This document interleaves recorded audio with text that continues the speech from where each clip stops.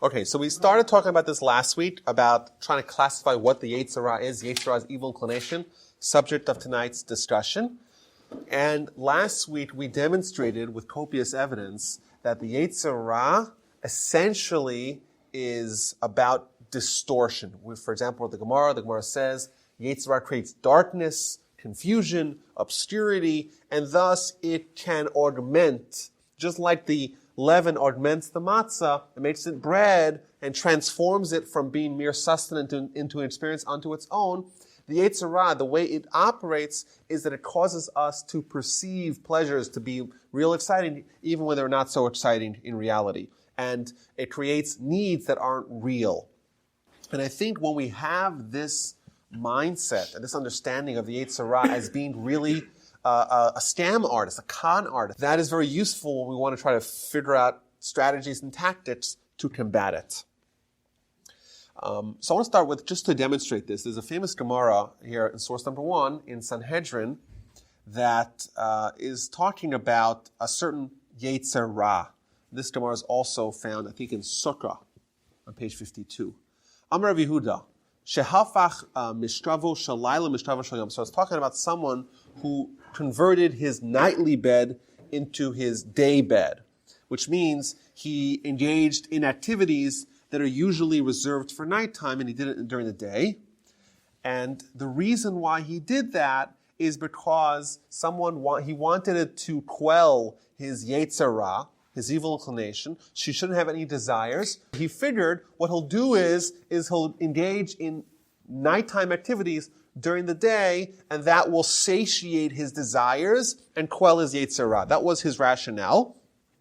And the Gemara says, V'nis'alma mimenu halacha. When he did this, he forgot a halacha. The halacha says, Eiver katan yesh ba'adam. There's a small organ in a man, masbi'o ra'ev mar'ivo saveya. There's an organ in man that functions in the exact opposite way that you would expect. Normally, if something's hungry and you feed it, it's satiated. Whereas in this particular organ that we're referencing here, when you feed it, it gets hungry. When you starve it, it's satiated. So it's the opposite effect. If someone wants to quell their desires for sexuality, if they feed it, they just add more fuel to the furnace, and it actually has a negative effect. As opposed to if they starve it, then it's actually satiated. That's what the Gemara says. Very famous Gemara. And I think this is really illustrative of our statement or our understanding, perception of the Yetzer. The Yetzer is not highlighting real needs. You need the matzah. That's all you need. Comes along the Yetzer and creates a new need that's actually not true. If it was true, if there was a need, you address the need, and the need is taken care of. It's mollified. It's assuaged. Right? And if it was a real need, then you feed it, and then it's taken care of. We need sustenance. You're hungry. You give it the sustenance. You give it what it wants, so to speak, and now you're not hungry anymore.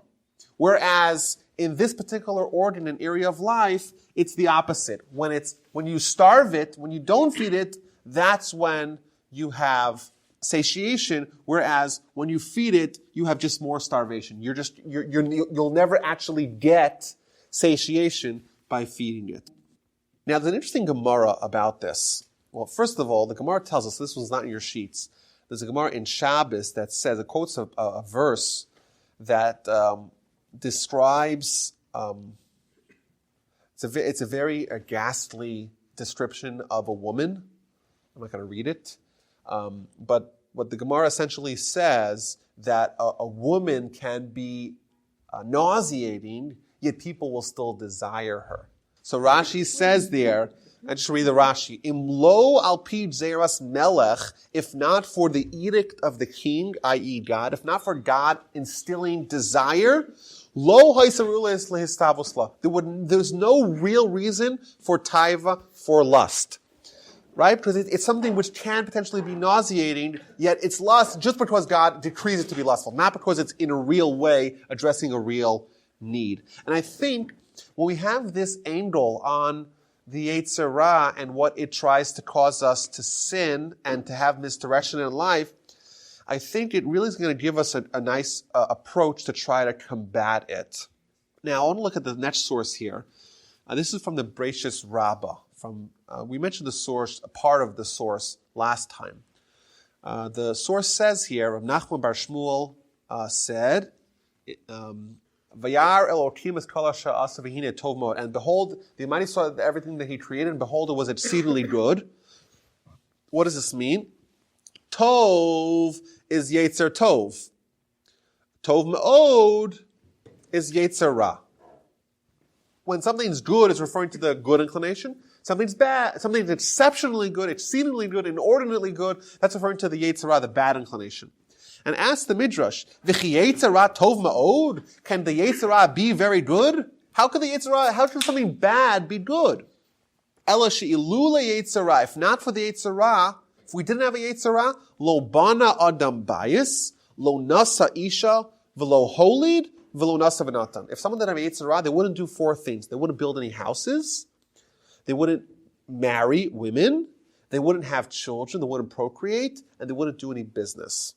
Now that we have a Yetzer Ra, it's good because it gives us all these benefits to society. People do business, people have kids, people buy houses, and life goes on. So there's a statement here. What the Medrash is saying, if we did not have a Yetzer Ra, people would have no desire to get married, to have children, to do business, and to build houses. And the question is, why these four things? But more importantly, if you actually look at this list, two of them are actually mitzvos. The Rambam tells us that to get married is actually a mitzvah on its own merit. And to have children is also a mitzvah, right? To procreate is a mitzvah. Right, so how is it possible if someone did not have a Yetzer Ra, even mitzvos they wouldn't want to do? So I have a theory to try to understand this. I think we don't really understand how powerful the Yetzer Ra is. It creates our perception, our worldview. When we look at our life and we think about ourselves as being bodies, we think of this world as being important in any way, shape, or form, that is strictly the byproduct of the Yetzer Ra. So, to build a house, it's to invest in this world, in this life, in this existence. If someone didn't have Yetzer Ra, that would be entirely illogical to do that. It wouldn't make any sense. Certainly, to do business, to try to amass material wealth, would be asinine if we didn't have a Yetzer Ra. Because this world would have no value. You'd be a soul, entirely undiluted soul. All you care about is matters of spirituality. But I think even marriage and children would also fall under that category. So I think it's clear that this Medrash does not learn like the Rambam that marriage is a mitzvah. Because marriage, according to most Rishonim, most commentators, they disagree with the Rambam. They say marriage is not a mitzvah. Marriage is just an enabling mitzvah. It's a hechsher mitzvah. It enables a mitzvah. But I think even having children is the one mitzvah that the time of the action that brings about the mitzvah is 9 months separate from the actual mitzvah's fulfillment, but also the action does not necessarily guarantee the result. Because many people, unfortunately, don't have children, no matter how hard they try. And I think what it's saying is like this. If you didn't have a Yetzer Ra, the only thing that would matter is matters of spirituality of your neshama. And therefore, someone would be doing mitzvahs all the time. And even when there's another mitzvah, but because it's a little bit of a less certain mitzvah, because if you're studying Torah, you're guaranteed to have a mitzvah and it's right here, it's immediate. If you want to have children, you may be unsuccessful. Number one. Number two, it's a mitzvah that comes down to nine months down the road. So the calculation someone without a Yetzer Ra would make is that it doesn't make any sense. Why should I invest in some future thing that may or may not be real when I have a mitzvah right in front of me? And thus, you wouldn't even do the mitzvahs because you would make a calculation and say, I'll do a different mitzvah that's of greater importance. Now we have a Yetzer Ra, and that actually helps us to do mitzvahs because it does bind us to this world, even though that brings a lot of problems with it, but there's a lot of benefit to it because life can continue and flourish. So while the Yetzer Ra itself is just a smoke screen, it's smoke and mirrors, it's not real, it's interesting that if you look at the next two sources, it's clear that once someone adopts the Yetzer Ra and starts to follow its commands, it actually changes. It doesn't become something that's not necessary. It actually becomes very necessary because the person develops a dependency and an addiction towards it, and that becomes part of their physiology to need it. So the Gemara says, Sukkah, it describes it as follows. It says, initially the Yetzer Hara is comparable to a thin strand of hair. It's like a spider's web. It's very thin. But in the end, i.e. after many sins, every time you sin, you're reinforcing that stream, you're making it stronger, and the bind that it has over you even stronger, and it becomes ke'avusas hagala, like the ropes that schlep a carriage, very thick ropes. So the Yetzer Hara itself changes. Essentially, it's smoke and mirrors. Essentially. But it can develop into something more substantial in the person and cause them to have dependency and addiction even. In fact, the next Gemara talks about, this is the Gemara about addiction, and the Gemara says, Kol haporish miminus meis. It's talking about two kinds of Yetzer Hara. There's a Yetzer Hara that is extinct, called minus, heresy. There used to be an unbelievably difficult, strong Yetzer Hara for heresy. That is gone. But the Gemara is discussing when this was still extant, when there was still a Yetzer Hara for minus, for heresy, someone who was steeped into it, and they would porish, they would withdraw from minus, right away they would die.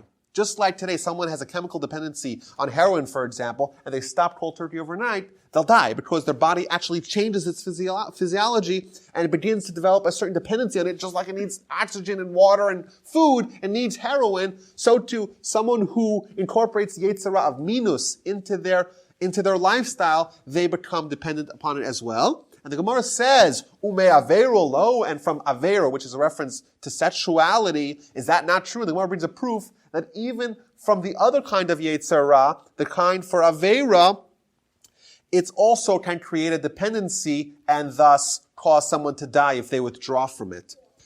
So the Gemara says, the Gemara brings us, this is the famous story of Rabbi Eliezer ben Durdai. He was a connoisseur of women of ill repute, and when he withdrew from that, he died. And the Gemara says, Kevan de Ovid Bey, once someone becomes attached to it, it's minus dami. It has the same status of minus, of being capable of creating dependency. So the Yetzer Hara, it starts off being a smokescreen. Essentially, that's what it is. But once someone invites it into their innards, so to speak, they actually change and they become dependent upon it. But at its core, it is really not comprised of anything real. And I think in light of that, we can see the next three solutions that we're told in Jewish sources of how to resist and combat it. They really make a lot of sense in light of this introduction. So, for example, the Mishnah tells us in Pirkei Avos, Yafet Talmud Torah im derech eretz. It's nice, it's appropriate, it's wonderful to have Torah study together with labor, with work. Why? Sheyedias shnei mishkachas avon. Because toiling in both of them makes someone forget to sin. This is an interesting word usage. What it's saying is, if someone is involved in other things, their Yetzer Hara doesn't remind them to sin, which is also surprising. Like, if I didn't remind you to eat, you'd still feel hungry, because hunger is a real need. Your body needs to be sustained. Unless you're Moshe Rabbeinu, your body doesn't need to be sustained. But your body needs to be sustained, so that you don't have to be reminded to eat, you're reminded internally. The Yetzer Hara, it's not a real need, and therefore if you're busy with other things, your Yetzer Hara does not have an opportunity to stick his 2 cents in, and therefore you can just forget about sinning because you're so busy. And that's why we encourage, we know that boredom is always a segue to sin. Because when someone is bored, that's fertile breeding grounds for distortionary, illusionary, Yetzer Hara, fantastical encroachments and sin. So that's the first way. The first way we want to fight our Yetzer Hara is to just forget it. How do you forget it? By being super busy. Then let's look at the next source here. The next source is discussing someone who is confronted with a non-tznius, a non-modest display. The women would go and would clean the laundry by the river, and they'd bend down and expose themselves. And the Gemara says that the Gemara discourages heavily for someone to go there and ogle at them. The Gemara has a whole question. If there's another way to do, if there's a way to avoid this, and someone is deliberately walking past the billboards, well, then they're a rasha, then they're a sinner. And if they're not, or there's no other way to get there, then they're an onus, they can't be blamed. But what this Gemara is essentially telling us is that you have to make a choice. If you have to make a choice whether or not you're going to encounter an opportunity that maybe sin can sprout up, you have to try to avoid it. And the reason why I think this is important is because the Yetzer, it kind of accelerate very fast. If there's a situation where someone's passing by some place or location that's going to arouse desire, then the Yetzer could spiral out of control very fast. But when someone still has their wits with them and they can make a calculated decision, they can decide to avoid it, to avoid going to a certain place, talking to certain people, etc. Whatever may be a cause for the Yetzer to accelerate its efforts against you, you avoid it, and then you'll never come to sin because the ball won't get rolling. Once the ball is rolling, well then the Yetzer can make it reach the finish line, so to speak, that you want to avoid very fast. So I think this is the first one we said is forget it. Next one is avoid it. And the next one, the third one, is to delay it. And this is from the Gemara in Kiddushin. The Gemara in Kiddushin is talking about the famous Rabbi Tzadok. Rabbi Tzadok, if you remember when Rabbi Yochanan ben Zakkai, when he meets Vespasian, he tells him to get someone to heal Rabbi Tzadok. Tzadok was a bit tzaddik, as his name may indicate. And he was during the times of the Romans, and at a time when especially Roman women, would try to seduce the rabbis. And Rabbi Tzadok, the Gemara says in Kiddushin, he was being seduced and being prepositioned by a matronisa, a Roman noblewoman. And what did he respond? Amar la, chalash li libai v'lo motzina. My heart is weak, therefore I don't think I have the stamina to do what you want me to do. Ika midi lemechal, is there anything to eat to kind of boost my energy? She said to him, yes, there is something to eat, but it's not kosher. Ika davar tami. Amar la, mine after me, no. She says, well, I'm about to sin with you. What does it matter if it's kosher or it's not kosher? I'm obviously not behaving in a kosher manner. The problem was that the non-kosher food that she had for him was not hot. So she lit the oven to heat up the food, and as the fire begins to take a blaze, he jumps in the furnace. And she says, what are you doing? And he tells her, well, someone who behaves like this gets cast into such a fire. And then she responds, had I known that you were so resistant to sin, I wouldn't have prepositioned to you initially. Now, what's actually going on here? So there's a whole discussion amongst the commentaries. They try to deconstruct this story. Now, the Ben Ishchai, the Ben Yehoyada, what he says is that Rabbi Tzadok actually never considered to sin. Because from the story, it seems like he actually initially entertained to actually go ahead with it. But what he suggests is that what he used was a tactic, and that tactic is called to delay. And the reason why this is so effective is because the Yetzer creates this illusion. It creates this fantasy that really kind of gets your heart pulsating and makes you want to sin. But the problem with that is, or the vulnerability of the Yetzer is that it creates this, what we called last week, chiddush, this renewal, this excitement, but that immediately begins to dissipate. And if you could kind of delay the full force of its efforts for a little bit, push it off for 5 minutes. I'm not hungry. I'm not able to do it. I'm a little hungry. You could kind of gather yourself because the Yetzer starts to weaken, the desire and lust starts to dissipate, and by the time you get around to it, you'll be more capable of actually responding in kind. So when he's saying, I'm hungry, he's actually saying, give me a few minutes. What happens over that duration? The Yetzer begins to quell a little bit, to quiet, to become weakened by delaying it. You're much more capable later on, when push comes to shove, to actually make a choice to say, no, I'm not doing it, and jump into the furnace and say, I don't care, I'm resisting, come what may. The famous story with the stipler going. Rabbi Yaakov Yisrael Kanievsky of blessed memory, he grew up in Russia, in a place called Stipel, I think, and he lived at a time where they would conscript young Jewish soldiers for the Tsar's army. And there's a lot of great stories and legends about his time during his service, where he would do everything he can to not transgress any Torah laws. So there was once a time where he was Siberian winter, and we all know kind of the superlative winters that they would have there. And there was once a time where he was forced to do guard duty, and it was on Shabbos. And they only had, like the Russians are expected to only have one coat. And it was a freezing cold winter, and they only have one coat, and the coat was for the person who was outside guarding. Problem was, the guy before him had draped the coat over the tree, and on Shabbos, you're not allowed to take things off from a tree. On one hand, so he's not allowed to take the coat off the tree when the stipler comes out. On the other hand, he knows that he can legitimately freeze to death in these, sub-zero temperatures in the frigid Russian winter.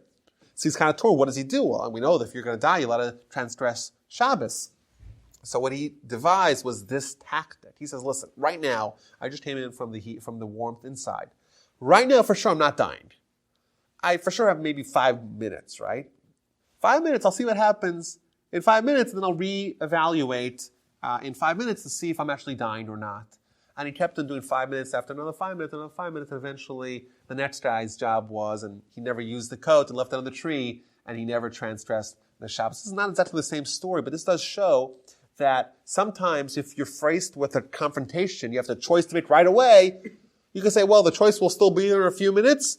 Let me make the choice then. Once you have that buffer, those couple of minutes to gather your thoughts, you're much more likely to make an informed decision when you actually are forced into making that decision. Thus, initially we say at least 3 tactics from our sages of how to avoid a head-on confrontation. Either delay it, or ignore it, forget about it, or avoid it entirely by your behavior. Now, in the next source, we see another approach. We see this in the next 2 sources.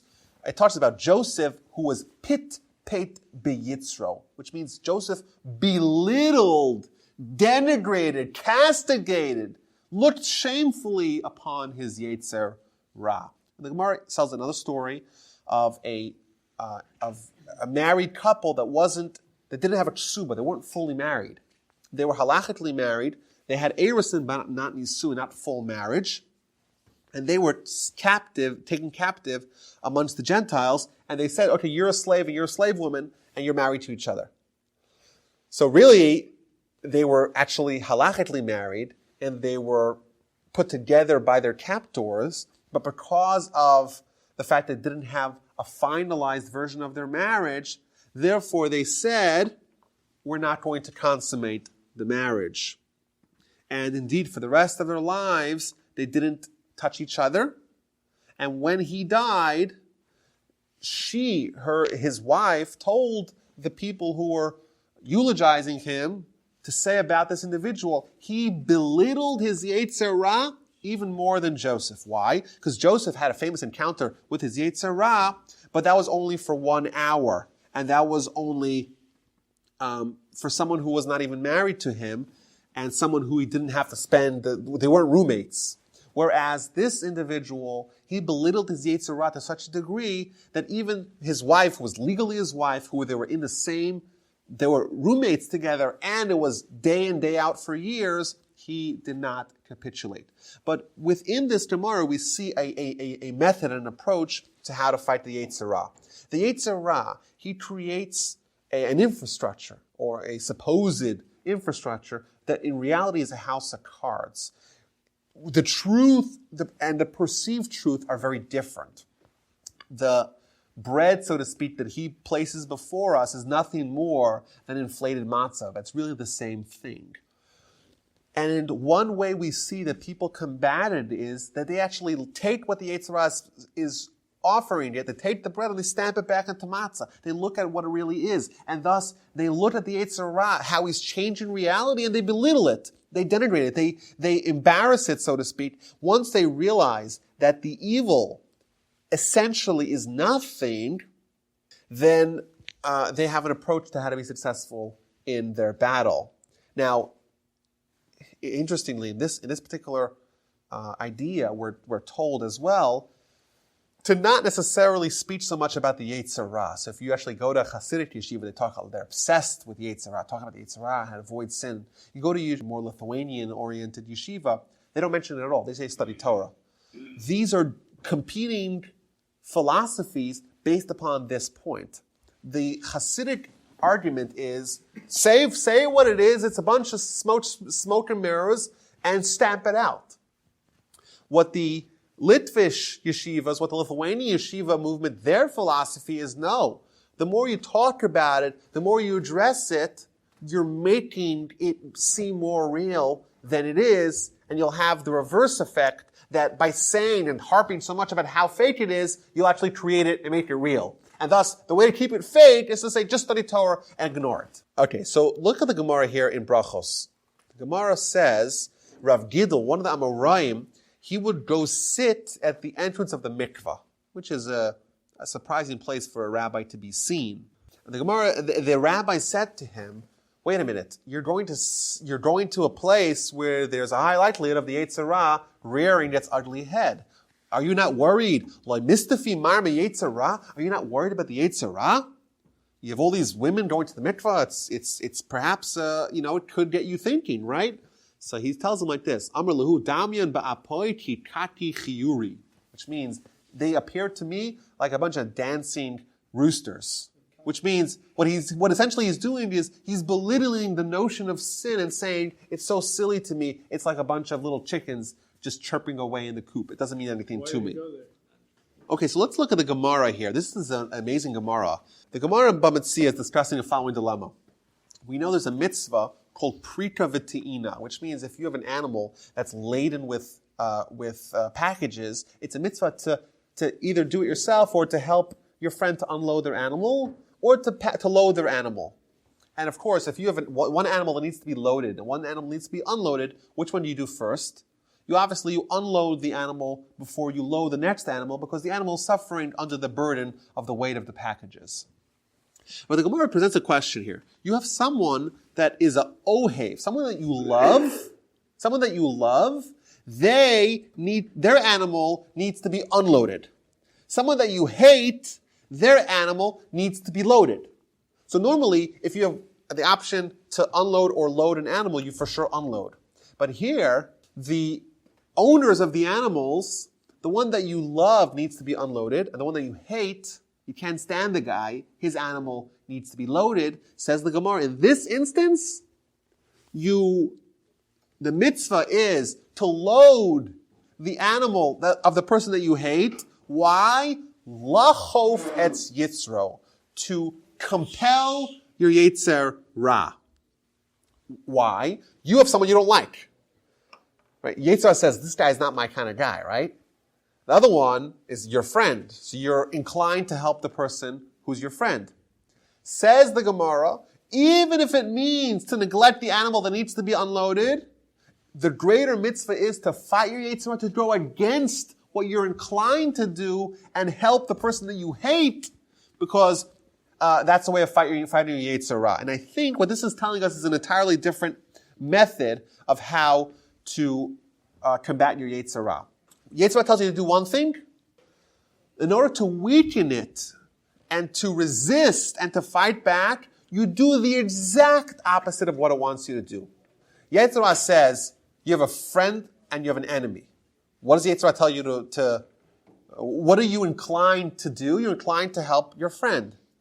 Specifically go the opposite direction. Help your enemy, and then you'll fight your Yetzer Ra. There's a great story. My favorite story of all time is with Rabbi Yisrael Salanter and the cigarette. Rabbi Yisrael Salanter was a smoker. One time he woke up in the middle of the night, and he didn't have any cigarettes, and he really wanted a cigarette. From what I gather, smokers, when they need a cigarette, it's really bad. So he wakes up in the middle of the night, doesn't have a cigarette, and the only way to get a cigarette is by traveling a mile to another part of town. And he was presented with a dilemma. On one hand, he wants the cigarette. On the other hand, he wants to go back to sleep. It's the middle of the night. So really, he has two Yetzer Ras in play here. There's the Yetzer Hara of taiva, of fulfilling his desire for the cigarette, and there's the Yetzer Hara of laziness, which says just go back to sleep and deal with it in the morning. So either way he goes, he's going to be reinforcing. If he chooses to go back to sleep, he's going to be reinforcing the Yetzer Hara of laziness. If he chooses to go walk the mile and get the cigarette, he's reinforcing the Yetzer Hara of desire. So either way, he's between a rock and a hard place. So what he chose to do, instead, he got up, he got dressed, he traveled the entire distance to the place that sold cigarettes, i.e. he fought his Yetzer Hara. He went in opposition of the Yetzer Hara, wants him to go back to sleep. He went in opposition to that. He didn't buy cigarettes. He didn't capitulate to the other Yetzer Hara. He gets back, goes back to sleep, and he resists both Yetzer Hara. That's what it's telling you. There's another whole mode of fighting Yetzer Hara, which is to compel it, to force it, to resist it, to go in opposition of what it wants, to not accede to it, even if it makes sense. That animal needs to be unloaded in order to weaken it. By the way, I think this is a reflection of Musar in general, which is self-control. How do you have self-control? By neutralizing the control of the Yetzer Hara that he has on you. He's directing you how to behave. You want to fight back, you gotta say, no, I'm taking the reins. Whatever you want me to do, I'm not doing. I'm resisting. I'm going to go the opposite direction and thus gain control over my Yetzer Hara. The next two sources, they are very similar because they're actually deducing and deriving the same verse. The very long verse. I remember I didn't include the entire verse in the snippet, but the verse starts off l'ruach mishpat, someone who has the ruach, the spirit of judgment. That's referring to harode es yitzro, someone who hits their yetzer. U'liyoshev al mishpat zeh adon din emes lamito. U'legvura zeh misgaber al yitzro. Gvura, and for might, that's someone who overpowers the Yetzer Hara. And the Gemara Megillah has a different way of understanding this. Instead of harode es yitzro, instead of someone who bludgeons their Yetzer Hara, who punishes it, it's someone who is hadan es yitzro, someone who judges. So if you remember, in Parshas Shoftim, we have Shoftim v'shotrim. You have judges and you have enforcers. Says Rashi, what's a shofet? Shofet is someone who's done, who judges. A shoter is someone who enforces, who is rodeh, who punishes, who enforces the rule of law. And this seems to be three additional ways to fight the Yetzer Hara. There's rodeh, there's don, and there's misgaber. The way this seems like to me is, number one, to judge. What does it mean, done? Means someone creates a little bit of a judicial process to analyze, to inspect, to look at the evidence, to evaluate, and to make a coherent ruling based upon the evidence. And I think using that approach of saying, okay, what's the cost-benefit analysis of sin, and using that approach, l'chashev schar mitzvah keneged afseida and schar aver keneged schara, to look at what you gain and what you lose by capitulating to the Yetzer Hara, that method is a good approach to fighting the Yetzer Hara. Additionally, there's the punishment, there's the enforcement, which means how would you enforce the position of not giving it to the Yetzer Hara? I think that there's a way to do it by creating incentives,